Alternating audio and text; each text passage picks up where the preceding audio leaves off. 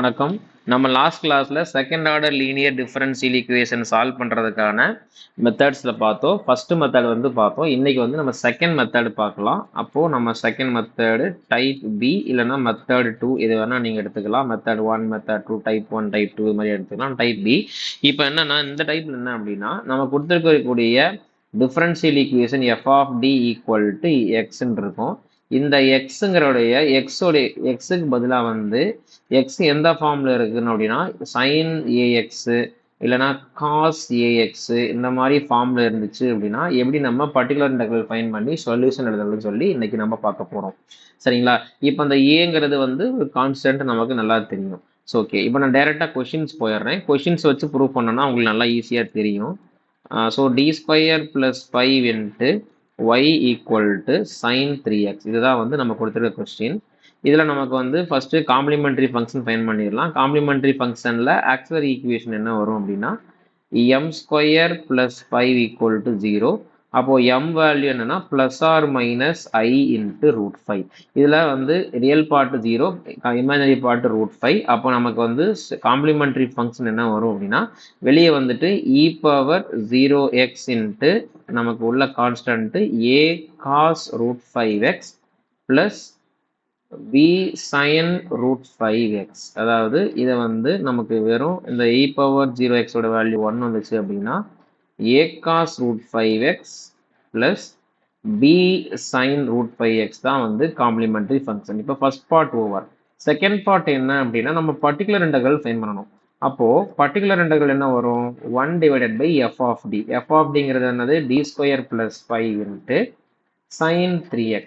இங்க இந்த 3க்கு பார்த்தீங்களா, இதுதான் ஆல்ஃபா வேல்யூ. ஆல்ஃபா வேல்யூ என்னன்னா நமக்கு 3.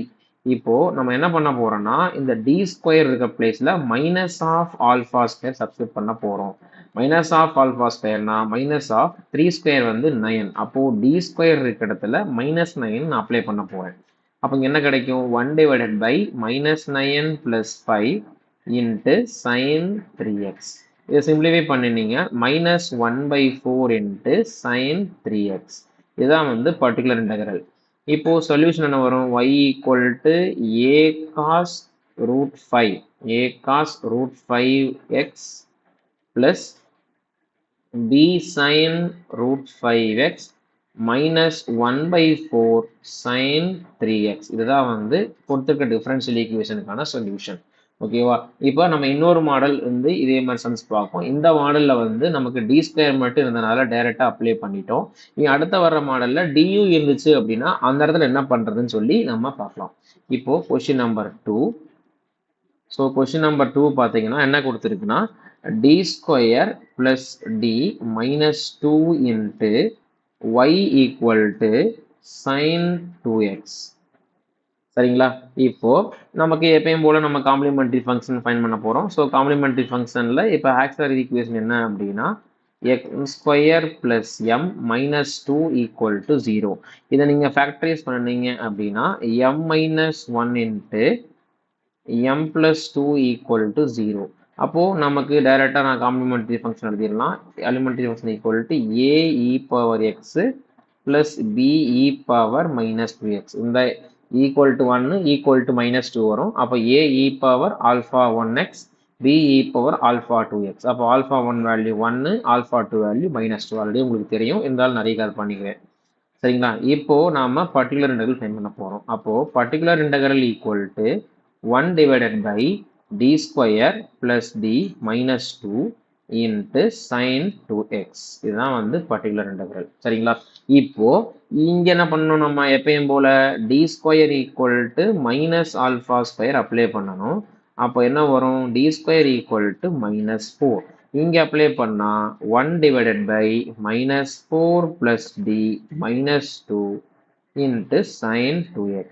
இப்போ இதை சிம்பிளிஃபை பண்ணா என்ன வரும்னா நமக்கு 1 டிவைடட் பை டி இதை ரெண்டு ஆட் பண்ணீங்கன்னா மைனஸ் 6 இன்ட்டு சைன் 2x. இங்கே தான் நான் என்ன பண்ண போறேன்னா நம்ம டி ஸ்கொயர் இருந்தால் தானே நம்ம D square equal to minus 4 apply பண்ண முடியும். ஆனால் இங்கே டி தானே இருக்கு. எப்படி டி ஸ்கொயர் கொண்டு வர்றது? அப்போ என்ன பண்ணணும்? காஞ்சுகேட்டால மேலே கீழே மல்டிப்ளை பண்றோம். அப்போ டி பிளஸ் டி மைனஸ் 6ஓட காஞ்சுகேட் மல்டிப்ளை பண்ணணுமா? அப்போ நமக்கு என்ன வரும் நியூமரேட்டரில் வந்து d + 6 வரும். டினாமினேட்டரில் வந்து d² - 6², அதாவது 6² வந்து 36 போட்டாலும் ஓகே. 6² போட்டு அதுக்கப்புறம் 36 போட்டுங்க, அது ஈஸியாக இருக்கும் உங்களுக்கு. இப்போ என்ன பண்ணுறோம், நம்ம திரும்பவும் வந்து இந்த d² இருக்க பிளேஸில் நாம் என்ன பண்ண போகிறோம்னா -4 வந்து சப்ஸ்டிட் பண்ண போகிறோம். அப்போ என்ன ஒரு டினாமினேட்டரில் -4 - 36 வரும். நியூமரேட்டர் அந்த d உள்ள இங்கே வந்து sin 2x முதல்ல பண்ணுறேன். அப்போ d ஆஃப் sin x னா differentiation of sin 2x. Differentiation of sin 2x என்ன வரும்னா நமக்கு வந்து cos 2x × 2, அந்த 2 உள்ள முன்னாடி மாதிரிலே பண்ணிக்கோங்க, ப்ளஸ் 6 × sin 2x.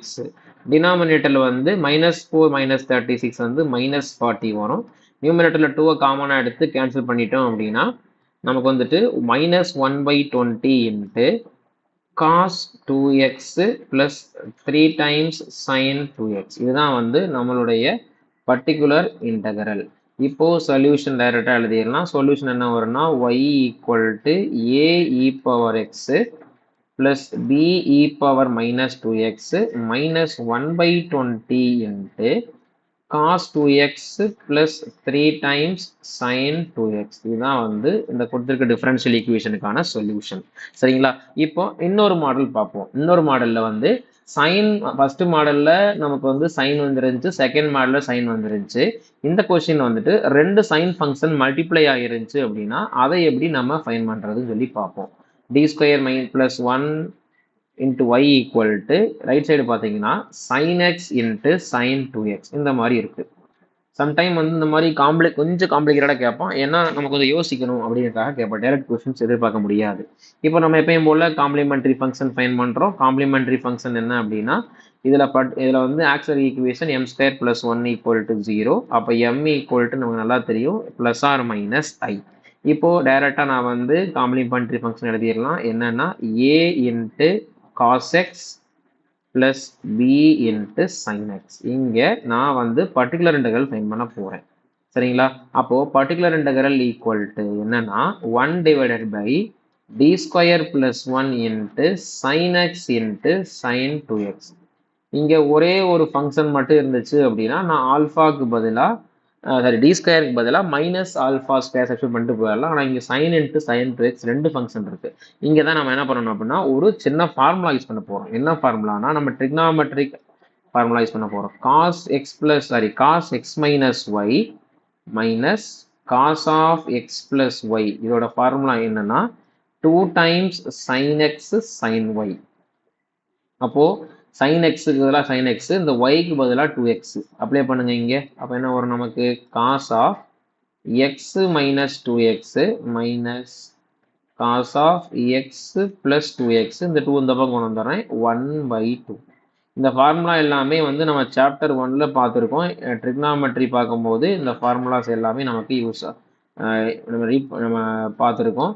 சிபிஎஸ்சி புக்கில் சிபிஎஸ்சி 11th ஸ்டாண்டர்ட் புக்கில் இருக்குது இந்த ஃபார்முலாஸ். சிபிஎஸ்சி 11th ஸ்டாண்டர்ட் புக்கில் சாப்டர் 3 ட்ரிக்னாமெட்ரிக் ஃபங்க்ஷன்ஸ் அப்படிங்கிற சாப்டரில் வந்துட்டு ஃபார்முலா 20லேருந்து 20, 21 ஒரு 2 செட் ஆஃப் ஃபார்முலாஸ் இருக்கும். 20ல் 1 2 3 4, 21ல் வந்து ஒரு 1 to 4, இங்கே வந்து ஒரு 1 to 4, மொத்தம் 8 ஃபார்முலாஸ் இருக்கும்.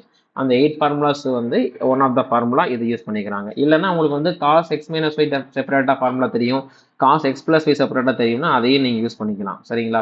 இப்போ இதை சிம்பிளை பண்ணுங்க. இந்த சிம்பிளை பண்ண என்ன வரும்னா நம்ம கொடுத்துருக்க sin 2x × sin x பதிலாக, அதாவது sin x × sin 2x ஒன்று தான், sin x × sin 2x sin 2x × sin x ரெண்டுமே சேம் தான்.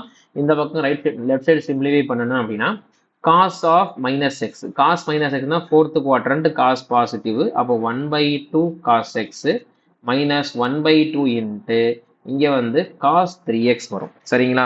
இப்போ இங்கே நான் ஒரு 2 ஃபங்க்ஷன் மல்டிப்ளிகேஷன்ன்றது வந்து 2 ஃபங்க்ஷன் அடிஷன் வந்துருச்சு. அப்போ இதுக்கு பதிலாக இதை ரீப்ளேஸ் பண்ணலாம். இதை ரீப்ளேஸ் பண்ணினீங்க அப்படின்னா பர்டிகுலர் இன்டகரலில் நான் வந்து 1/2 காமனாக எடுத்துட்டு 1/d² + 1 × நமக்கு இங்கே என்ன வரும்னா cos x minus cos 3x. சரிங்களா? இப்போ இந்த 1/2 வெளியே வச்சுக்கிட்டு இப்போ எப்பயும் போல நம்ம வந்து 2 பர்டிகுலர் இன்டகரலாக ஸ்பிளிட் பண்ணிக்கலாம். நம்ம இங்கேயே ஸ்பிளிட் பண்ணிக்கலாம், அது better. So d² + 1 × cos x minus 1 divided by d square plus 1 into cos 3x. இப்போ எப்பயும் போல நம்ம வந்து என்ன பண்ணணும் அப்படின்னா அந்த d ஸ்கொயருக்கு பதிலாக மைனஸ் ஆல்ஃபா ஸ்கொயரை வந்து நம்ம அப்ளை பண்ண போகிறோம். பாருங்க இப்போ என்ன வரும் நமக்கு அப்ளை பண்ணணும் அப்படின்னா 1/2 இன்ட்டு இங்கே நீங்கள் வந்து ஆல்ஃபாவோட value 1 minus alpha square apply பண்ணும்போது இங்கே 0 வருது. அப்போது இந்த இடத்துல தான் நம்ம வந்து ஒரு சின்ன கான்செப்ட் ஒரு சின்ன ஃபார்முலா நம்ம பார்க்க போகிறோம். சரிங்களா? இது என்ன ஃபார்முலா அப்படின்னா நம்ம கொடுத்துருக்கப்படி நமக்கு வந்துட்டு 1 divided by D square plus alpha square. சரிங்களா? இதுதான் வந்து நம்ம கொடுத்துருக்கிறது 1 divided by D square plus alpha square.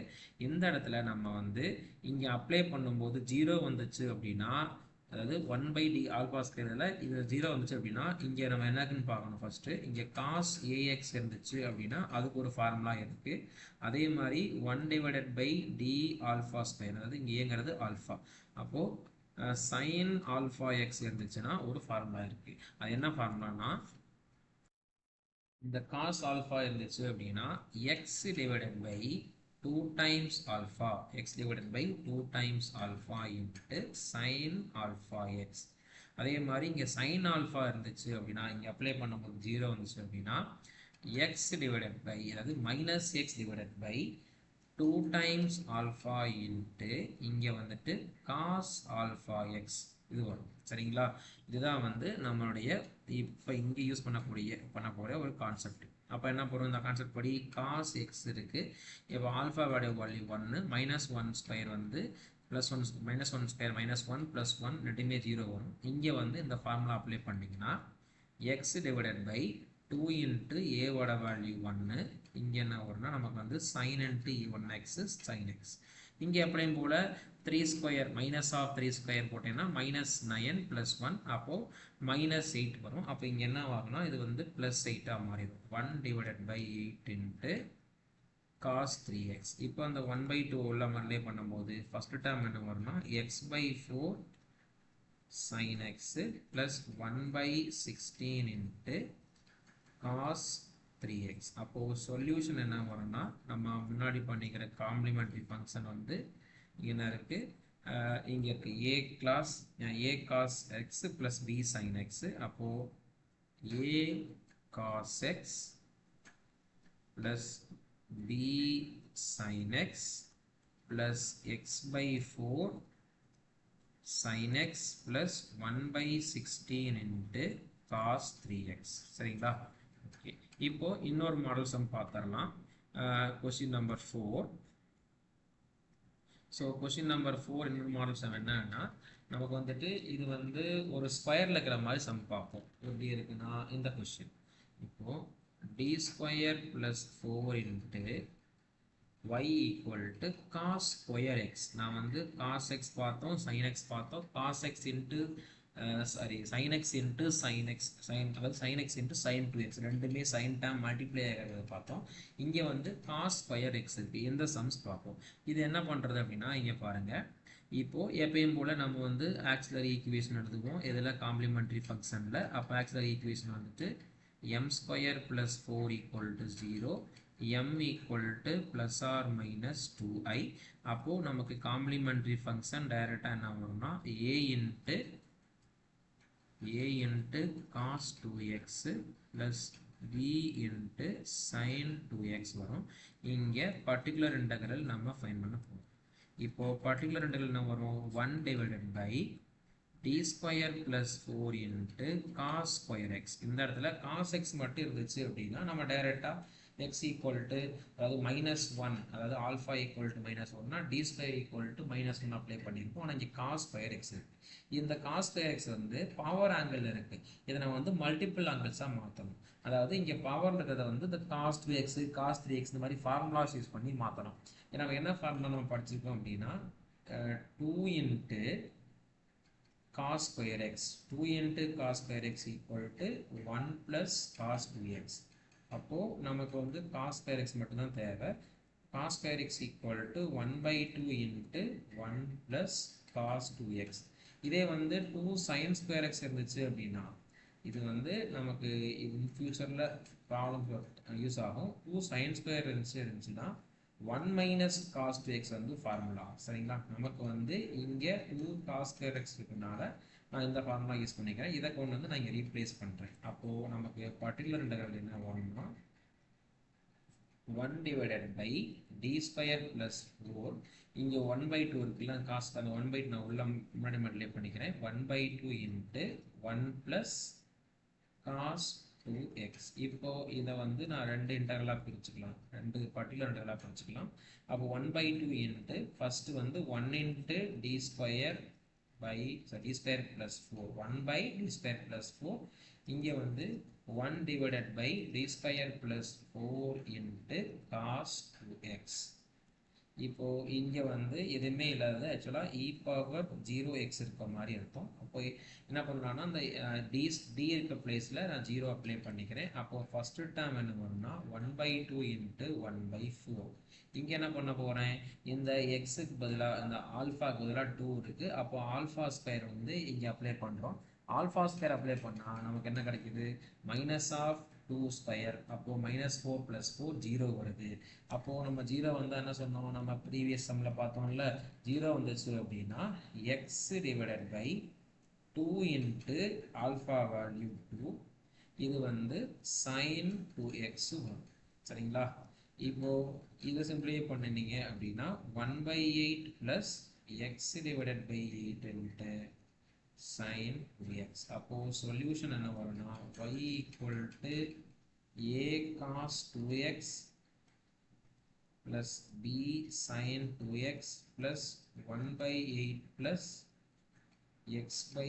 8 into sin 2x சரிங்களா இதுதான் வந்து இந்த கொஸ்டின் இப்போ இன்னைக்கு பார்த்த மாடலில் நான் வந்து உங்களுக்கு ஹோம்ஒர்க் கொஸ்டின் தரேன் நான் அந்த ஹோம்ஒர்க் கொஸ்டின் தான் இங்கே எழுதியிருக்கேன் இதுதான் வந்து ஹோம்ஒர்க் கொஸ்டின் ஹோம்ஒர்க்கு இதில் வந்து ஃபஸ்ட்டு 3 கொஸ்டின் உங்களுக்கு கொடுத்துருக்கேன் நான் இந்த 3 கொஸ்டின் மாடல் நீங்கள் ட்ரை பண்ணி பாருங்கள் ஆன்சர் வரலை அப்படின்னா நீங்கள் வந்து கமெண்ட் செக்ஷனில் போடுங்க நான் வந்து ஆல்ரெடி சால்வ் பண்ணி வச்சுருக்கேன் அந்த சால்வ் பண்ணதெல்லாம் வந்து உங்களுக்கு ஃபோட்டோ எடுத்து அப்ளை பண்ணுறேன் இதில் வந்து ஒரே கொஸ்டின் இந்த தேர்ட் கொஸ்டின் மாடலில் பார்த்தீங்கன்னா பர்டிகுலர் இன்டெக்ரல் ஃபைண்ட் பண்ணும்போது நமக்கு வந்து ஒரு டிஃப்ரெண்ட்டான மெத்தட் வரும் ஆக்சுவலாக இது ஈஸியாக தான் போட முடியும் நீங்கள் ட்ரை பண்ணாவே ஆன்சர் ஈஸியாக வந்துடும் இதில் ஒரு சின்ன கான்செப்ட் யூஸ் பண்ண முடியும் என்ன கான்செப்ட்னா நம்ம டினாமினேட்டரில் பார்த்தீங்கன்னா டி ஸ்கொயர் வேல்யூ அப்ளை பண்ணி சிம்பிளிஃபை பண்ணணும் அப்படின்னா -7 -3d இன்ட்டு சைன் 3x மாதிரி வரும் அப்போது இங்கே என்ன பண்ணணும் அப்படின்னா நீங்கள் வந்து இங்கே காஞ்சுகேட் இதோட காஞ்சுகேட்டில் மேலே இங்கேயே மல்டிப்ளை பண்ணணும் சேம் கான்செப்ட் தான் அப்போ -1 இன்ட்டு